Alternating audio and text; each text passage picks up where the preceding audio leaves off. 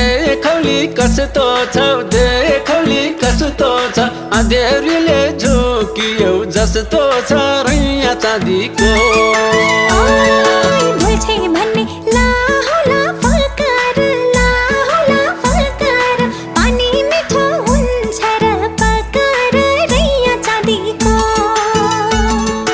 रैया चाँदीको रैया चाँदीको रैया चाँदीको म त